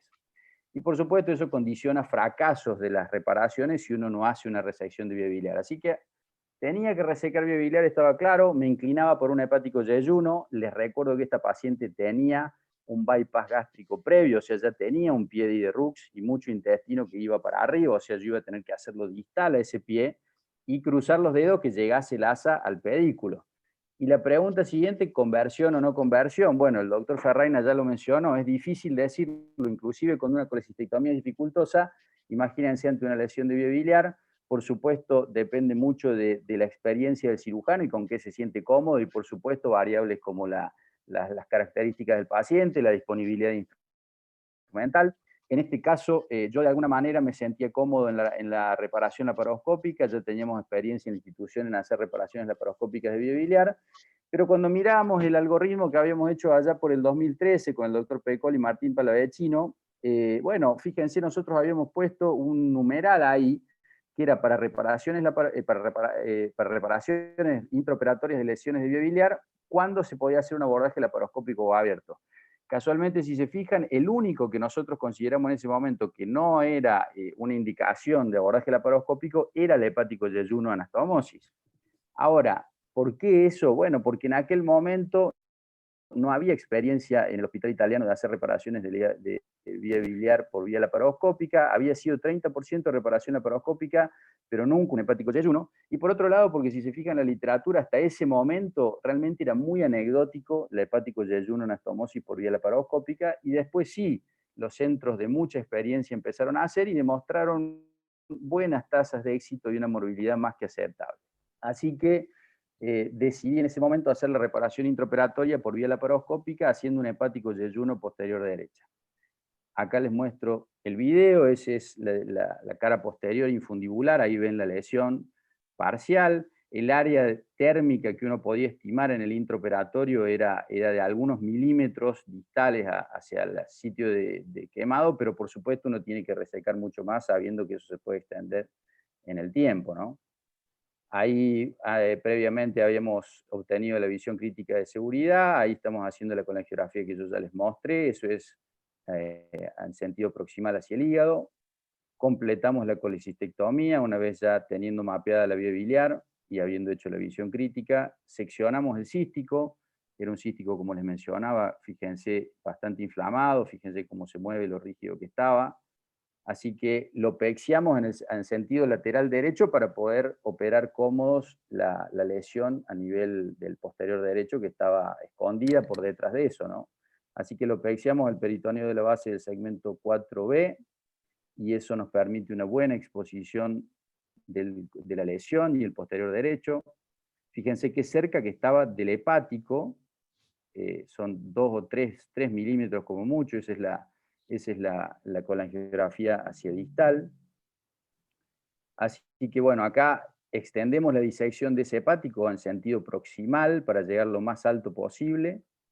Allí ven ustedes. Y posteriormente vamos a seccionar la lesión, completar la sección del posterior derecho y por supuesto resecar vía biliar. Por supuesto que estimar exactamente la envergadura que va a tener la lesión en el postquirúrgico, en la evolución es difícil. La verdad que ir a resecar vía biliar principal y hacer una doble hepático de ayuno me pareció un exceso. Prefería eventualmente hacer una resección al ras de la vía biliar principal del hepático. Fíjense que tiene un buen sangrado y no hay una evidencia macroscópica de una lesión de ese tejido, ese nivel, así que hacemos un cierre simple, con puntos separados de sutura monofilamento, en este caso es Prolene, no tenía PS, sino hubiera usado muy probablemente PS 6 ceros en este caso. Y bueno, arriesgar por supuesto que a futuro si hacía una estenosis se tratara por vía endoscópica. En realidad, ahora que lo pienso, vía endoscópica era muy difícil porque tenía, ya les dije, un bypass gástrico. Pero bueno, hubiera condicionado seguramente una nueva hepático de ayuno. Pero me parecía de cualquier manera una exageración. Bueno, ahí hice la colangio a través del cístico para certificar que el cierre era bueno, y ahí vamos a sentido proximal, resecamos en sentido proximal hasta la base del hígado, más allá no podía ir, y suerte que no fui más allá porque de hecho, fíjense, estamos a nivel de la bifurcación, muy buen sangrado a ese nivel, pero vemos la rama para el conducto 7 y la rama para el conducto 6. O sea que eso de alguna manera ayudó porque amplió la boca. Después, encontrar el pie de I de Rux previo, ahí tuve ayuda del cirujano que hace cirugía bariátrica de la institución, que me ayudó a encontrarlo y a hacer un nuevo pie a nivel distal, pero fue realmente muy dificultoso ascender esa asa que estaba bastante distal a nivel del ilio. Bueno, esto es el cierre, la confección del pie de I de Rux, y para el ascenso, como van a ver, para evitar mayor tensión, utilizamos la vía de Hernández para duodenal, y como van a ver, eso va a permitir una llegada más holgada del asa al pedículo hepático, a la zona del hígado. Esa es la vía de Hernández, ahí se ve el duodeno, está el colon ascendido, y ahí ascendemos el asa a nivel supramesocolónico. Está pexiada ya el asa del lado derecho, y ahí hacemos bueno, el orificio en el asa ciega, y en este caso, como era tan chiquito el conducto que había que anastomosar, decidí, porque por supuesto por la paroscopía siempre es más cómodo y más rápido hacer surjet, hacer 4 surjets separados, es decir, un rombo, justamente para evitar estenosis futura eventualmente de esa lesión. Cuando uno tracciona el surjet, si lo divorcia en 4 segmentos, es menos probable que uno con la tensión lo estenose. Así que allí ven las 4 caras, esta es la última que es ya la superior izquierda, todas anudadas por separado, y bueno, ahí ya completamos el hepático de ayuno.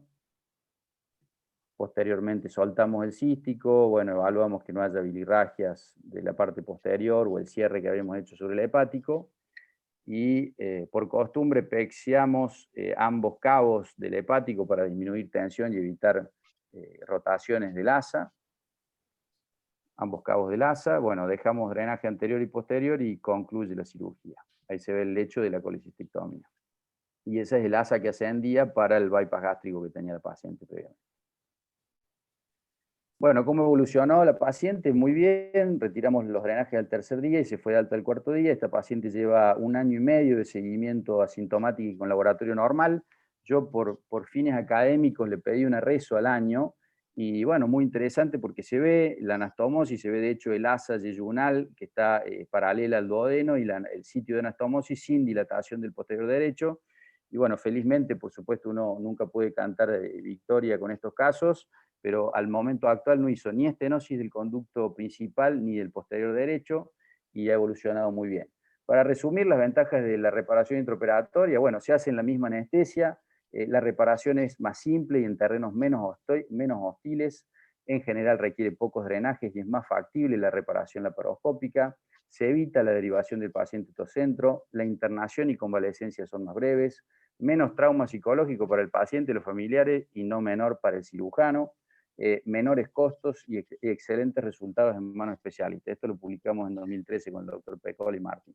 Pero por supuesto, también está demostrado, esto es un trabajo escandinavo muy bueno del año pasado, que la calidad de vida es mejor cuando la reparación es llevada a cabo por especialistas en el intraoperatorio. Muchas gracias. Bueno, Fernando, gracias a vos. En honor al tiempo, no vamos a poder discutir mucho más, pero le vamos a ir pidiendo al doctor que nos vaya compartiendo pantalla. Gabriel, cuando quieras, si querés compartir para presentar. Perfecto. La verdad que impecable la resolución, Fernando, es una de las opciones, y por lo visto viene bien, 1 año y medio ya sin estenosis. Felicitaciones, Fernando, un caso fantástico. Complejo, ¿eh? Gracias, sí, Mucha muy complejo. paciencia, mucha paciencia. Y Sí, y hay convicción. que animarse a hacerlo en forma laparoscópica, porque yo creo que con experiencia coincido que realmente las ventajas son muchas. Pero bueno, hay que tener determinado temple, ¿no? Porque era una situación en donde lo que había que privilegiar, sin ningún lugar a duda, que la anastomosis estuviera bien hecha como para que no tenga bilirragia o complicaciones que después suelen precisar de otras reintervenciones. Pero desde el punto de vista conceptual coincido absolutamente, o sea, la solución es esa, es lo que nosotros hicimos también en los casos diagnosticados en el postoperatorio. La anastomosis solamente de ese colector con un asa de NY de intestino delgado. Así que Buenísimo. Muchas gracias felicitaciones por los porque realmente comentarios. fue una buena intervención. Muchas Sebastián, gracias. ¿querés hacer algún comentario? Un comentario corto, Fernando, te felicito. Yo te doy la parte endoscópica. Saludos a todos, felicitaciones por las exposiciones muy buenas. La parte endoscópica, si la llegan a pensar los cirujanos HPV, yo trato de hablar mucho con Mariano, con Gustavo, con Guille, que están acá en Bahía, se puede dejar un asa subcutánea marcada con clips, entonces, que sería también lo ideal a veces cuando hacen trasplante, todo, que para nosotros es fácil encontrarla marcada con clips, haces una disección, entras por ese asa y podés trabajar el día de mañana endoscópicamente sobre esa viabilidad. Seguro, gracias Sebastián. Es un concepto muy bueno, de hecho lo pensé, pero no había manera de ascender el asa, ya llegaba a tensión, a nivel del hilio no tenía posibilidad de llevarla a la pared, pero sí, es un recurso muy importante si uno tiene una estenosis en el postquirúrgico. Bueno, Gabriel, adelante con el caso. ¿Se ve ahí la pantalla? Sí, muy bien, Gabriel. Bueno, ¿qué tal? Buenas noches. Mi nombre es Gabriel Cervantes, soy fellow de la Unidad de Cirugía Hepatobiliar Compleja y Trasplante Hepático del Hospital del Cruce. Es el caso de una paciente que nos llegó derivada a fines del 2019 desde una provincia del interior del país. Y esta paciente primero fue atendida en un centro de menor complejidad y después pasó a un segundo centro desde el cual nos llega la paciente. Es una paciente femenina de 30 años que acude a una guardia por un cuadro de cólico biliar. Le realizan una ecografía que ven una vesícula de paredes engrosadas con un líquido enclavado en bacinete y le planifican una colecistectomía laparoscópica.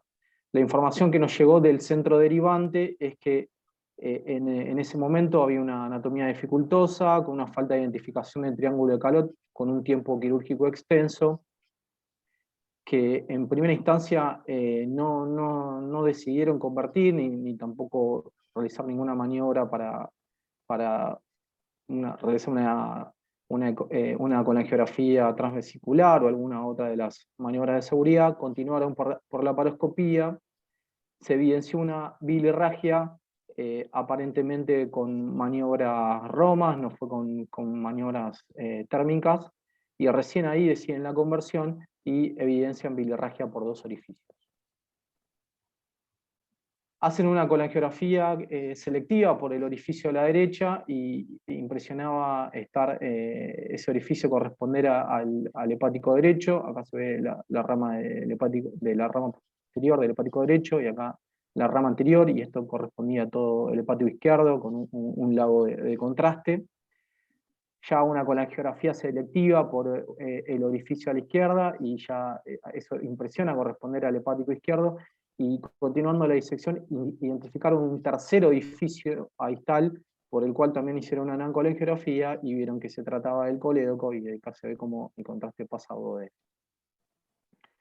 Entonces, vayan diciéndome cómo venimos de tiempo, está en formato usted qué haría, qué le recomendaría a los cirujanos actuantes que no tenían experiencia en cirugía HPV, que coloquen drenajes, que internen una anastomosis término-terminal o que intentan realizar una derivación bilidigestiva en este momento.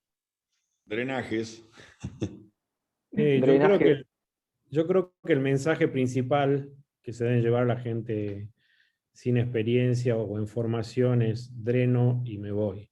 Y lo derivo a alguien que pueda solucionarlo. Creo que es nadie les va a cuestionar si hacen eso. Bueno, evidentemente estamos todos de acuerdo. Eso fue lo que hicieron los cirujanos actuantes. Colocaron drenajes, dejaron drenajes de fino calibre, tipo K30, uno en el hepático derecho, uno en el hepático izquierdo, uno en el colédoco y uno accesorio en el Morrison. Al 10º día postoperatorio, la paciente comienza con registros febriles y es derivada a otro centro, un centro dentro de su misma provincia, pero de mayor complejidad, por fiebre persistente. El débito por los drenajes en el del hepático derecho de 400, el del hepático izquierdo de 300, el del colédoco 100 y el del Morrison 50, todo débito bilioso, con un laboratorio con una leucocitosis, con una alteración del hepatograma, de la FAL y de la bilirrubina. La realiza una colangioresonancia que no se puede evidenciar bien la anatomía biliar, solamente se ven muchas colecciones intermedias y también colecciones impresionaban estar en comunicación con la vía biliar, pero no se puede identificar más que la presencia de colecciones. Y en segundo término, estas imágenes de tomografía con contraste que nos llegó son las únicas imágenes que tenemos de este centro.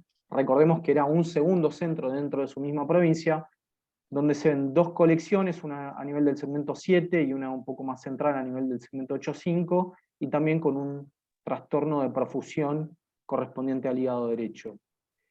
Entonces, acá, ¿qué le podemos recomendar al centro actuante en ese momento?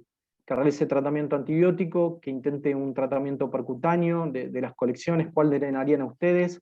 La del 7, o también intentarían drenar la del 8-5. Una nueva cirugía o una derivación, conducta expectante y derivación.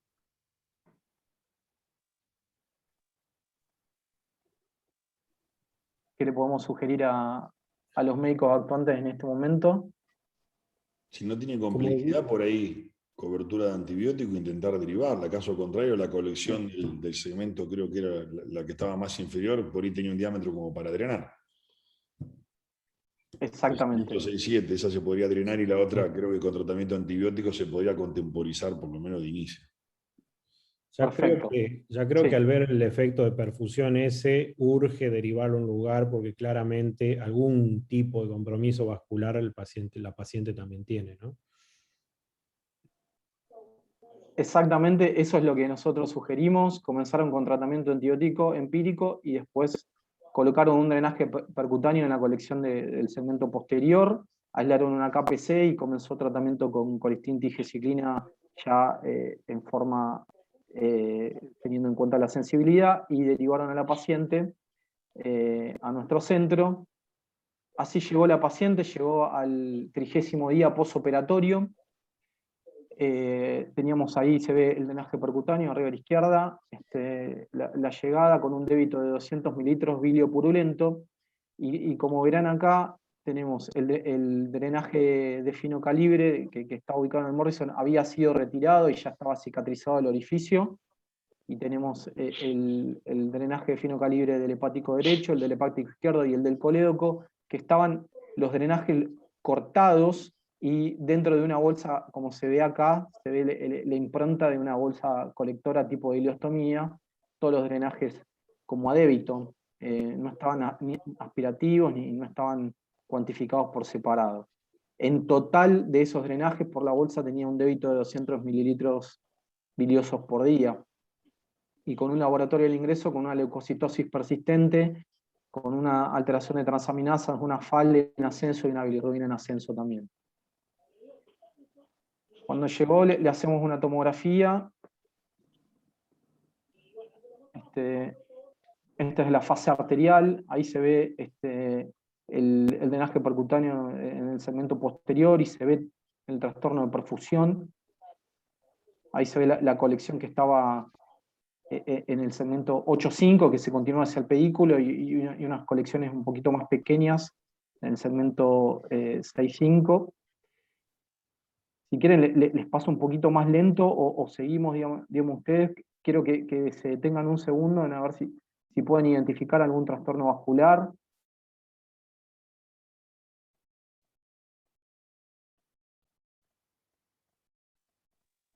A simple vista no veo la rama anterior de la porta, pero no quiero asegurarlo. Tal cual, Martín.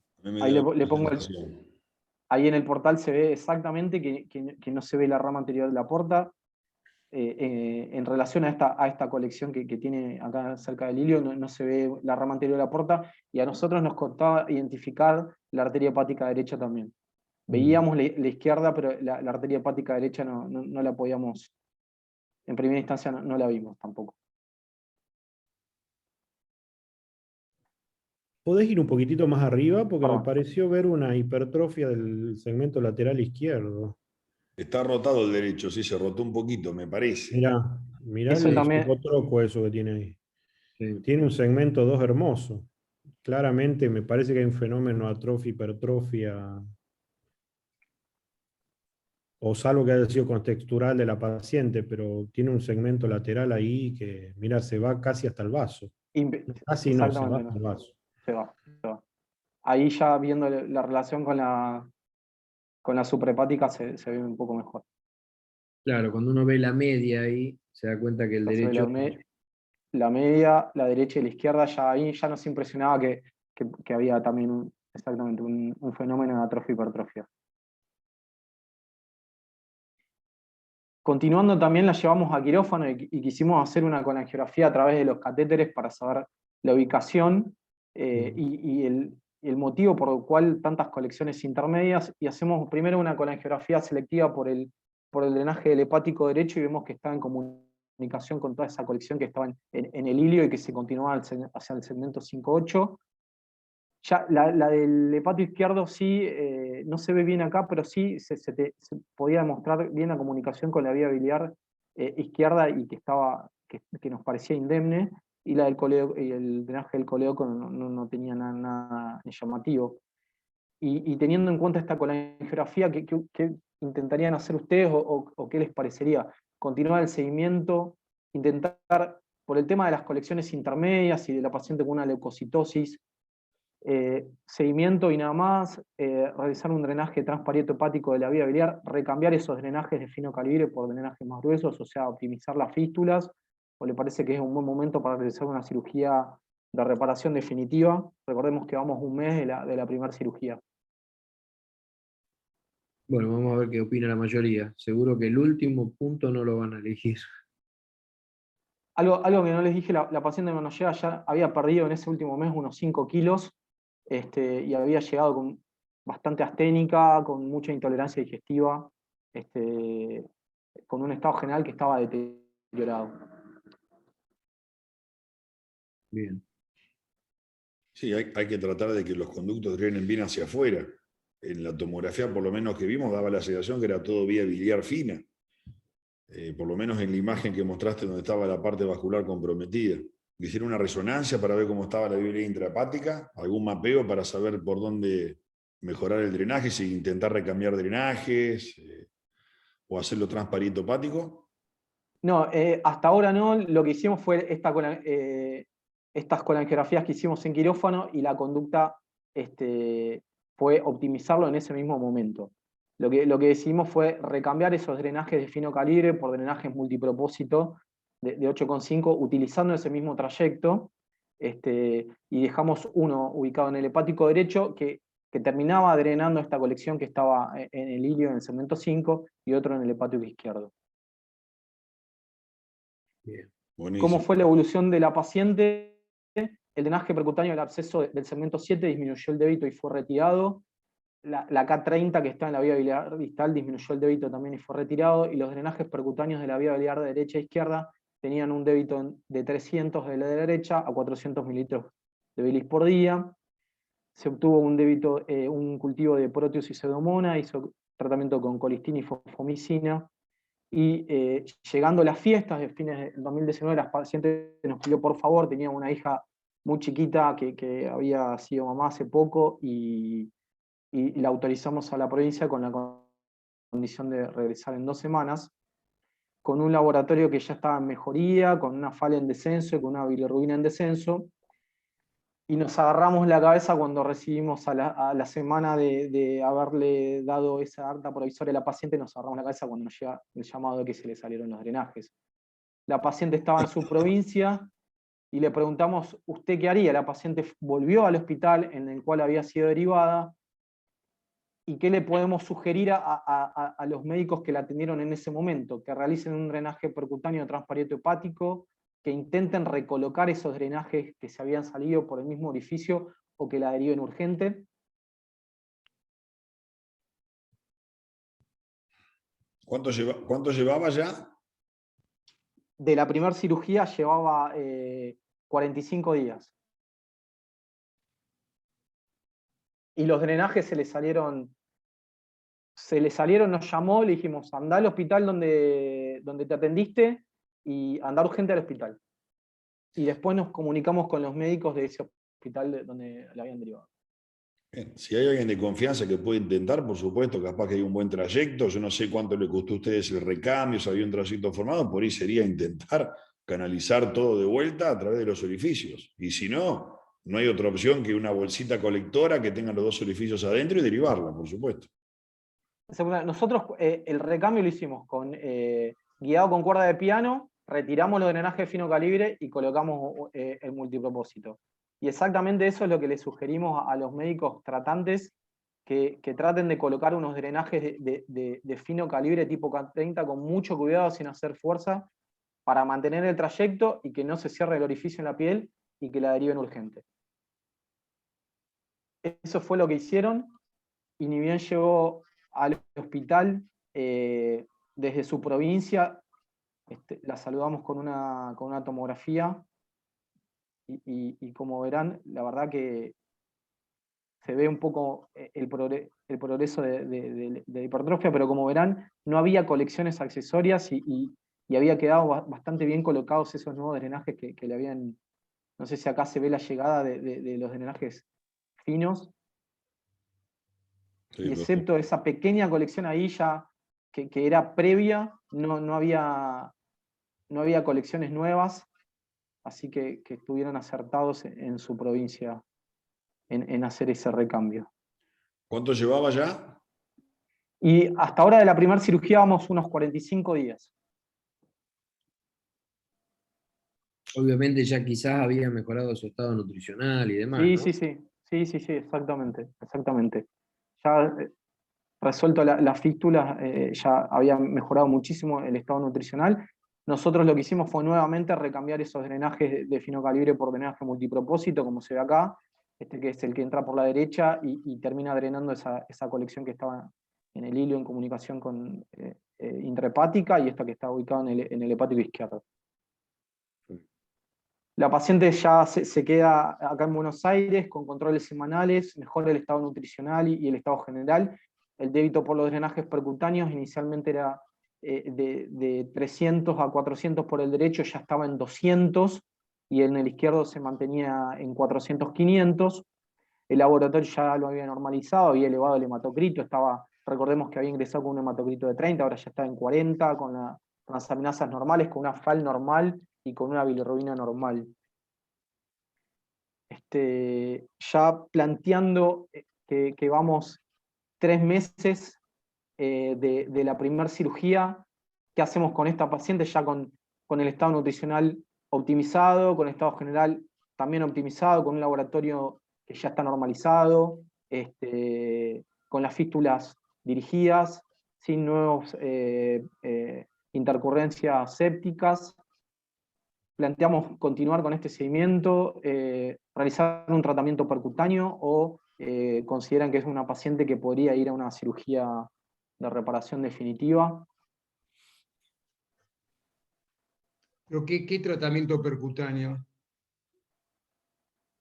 Es una opción, la pusimos como una opción si alguien se le quisiera opinar Es sobre que algún tratamiento.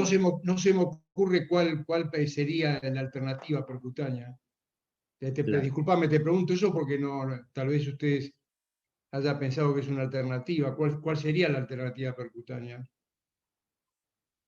No, quizás seguir con los drenajes y ver de alguna forma continuar dirigiendo la fístula y ver la evaluación, la evolución. No porque a nosotros se nos haya ocurrido, sino que si alguien quisiera, desde el punto de vista percutáneo, dar alguna No, la opción. única que se me Pero ocurre es que uno buscaría con un tratamiento percutáneo, que no creo sea la indicación, pero lo que uno pudiera llegar a plantear es secar la fístula, drenándola hacia afuera, pero claramente no sería mi opción, ¿no? Claro, no, de hecho ya eso lo habían hecho, dirigieron la fístula, ya sabemos que está divorciado, trifurcado, le dieron los 3 meses, la nutrieron y bueno, están buscando el momento oportuno para hacer una reparación compleja, o sea que ya estaríamos en momento de... Es más, el percutáneo no estaría indicado porque uno siempre busca que cierto grado de mal drenaje hacia adentro termina dilatando la vía biliar y hace que la reparación sea algo más simple, por lo menos la anastomosis, no digo la disección. Pero yo creo que la opción en este momento ya es repararla definitivamente. Lo único que yo me gustaría, no sé si ustedes lo hicieron o si lo pudieron ver en las distintas tomografías, es tener realmente un diagnóstico de la lesión vascular asociada que tiene. Sí, la vimos por la tomografía. Si quiere, hay una tomografía más, pero volvemos así, no me adelanto.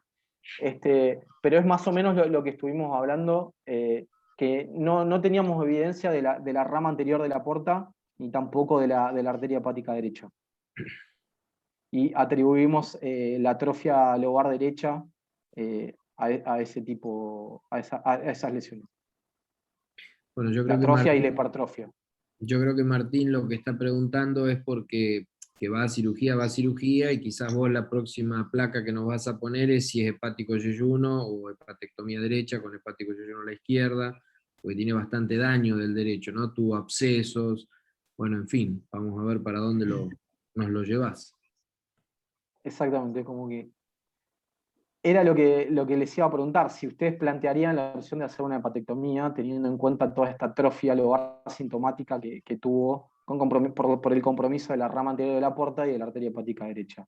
Es así, eso les iba a preguntar. Si pensarían como opción en la hepatectomía. Martín, ¿te conformó la tomografía o plantearías hacer una hemodinamia en esta paciente puntual?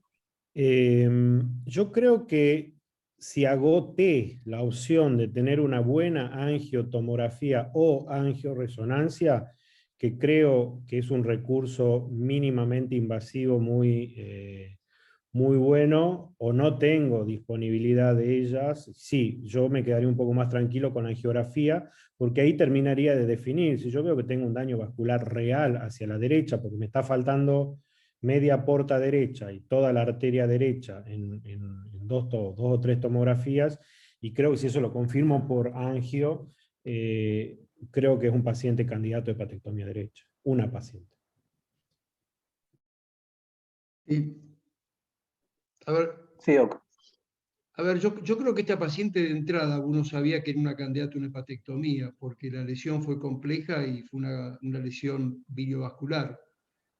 Me parece que el manejo fue el adecuado, uno podría haber hecho otras cosas, o sea, haber drenado percutánea más rápidamente y no insistir con una reoperación colocando drenaje desde el abdomen, pero eso es una situación de preferencia más que todo. Pero me parece que acá lo conceptual es el daño vascular del hígado. Si el hígado tiene un daño vascular, esa anastomosis seguramente va a ir a un fracaso.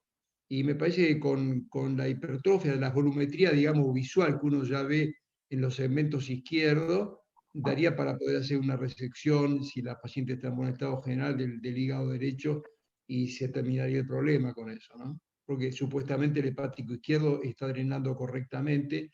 De hecho, en estos momentos la enferma, su hepatograma se normalizó absolutamente, por lo que escuché.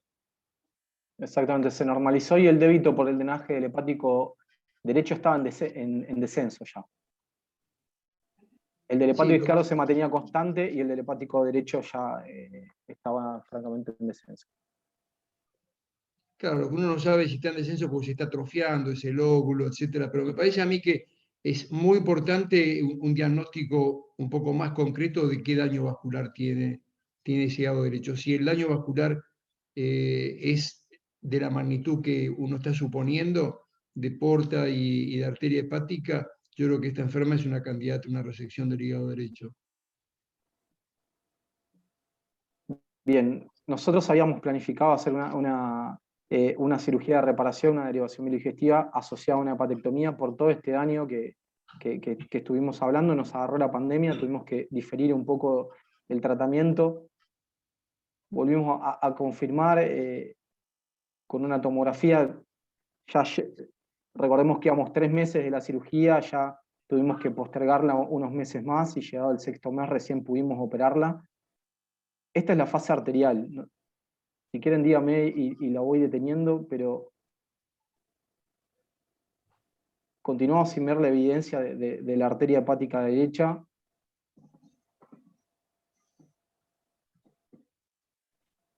Y en la fase portal de la rama anterior.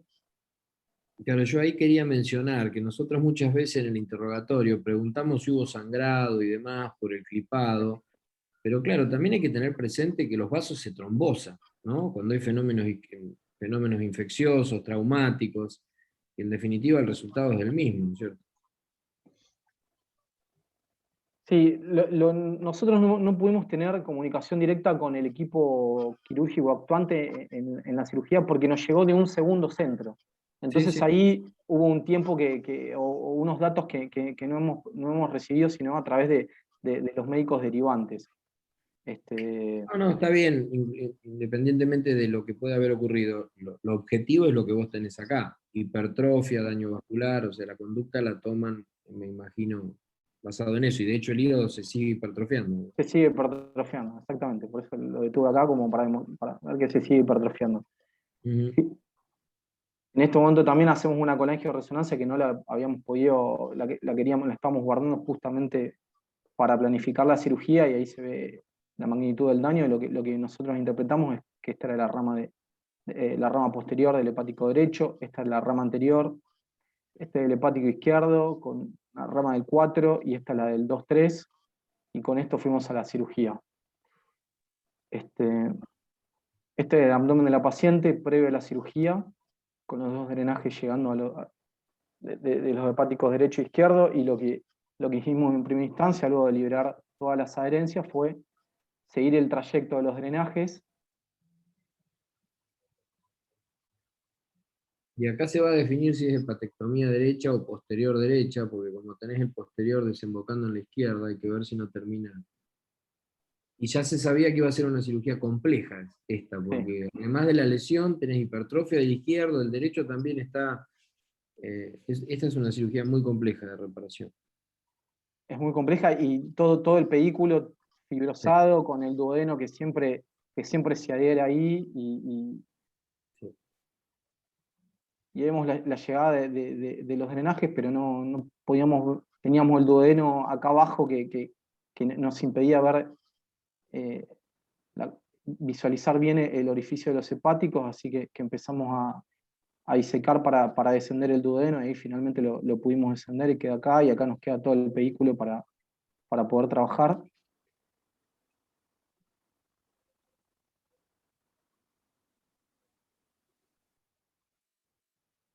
Identificamos la llegada de los drenajes y hacemos una colangiografía selectiva a la izquierda, que es algo algo similar a lo que habíamos visto en la resonancia, en la rama del 4, la rama del 2 y la rama del 3. Y cuando hacemos una colangiografía selectiva a la derecha, vemos que la anatomía de la vía biliar estaba completamente alterada, con dilataciones, con zonas estenóticas. Sí, tiene daño isquémico y todo. Resección hepática. Sí, Exactamente, y eso vamos. Bien, Pedro. Acá es para ver la magnitud de la hipertrofia del segmento lateral, este es el ligamento falciforme, acá se ve todo el segmento lateral, completamente hipertrófico, y en lo que es el lóbulo derecho, lo mismo, en el caso del ligamento falciforme, el segmento 4 y todos los segmentos corresponden al hígado derecho, completamente atróficos, y realizamos un abordaje, el vehículo la verdad que estaba completamente fibrosado, no se pudieron identificar o disecar, mejor dicho, los elementos como para tener todo reparado, así que aseguramos un Pringle y comenzamos la transección con el aspirador ultrasónico del segmento lobar atrofiado.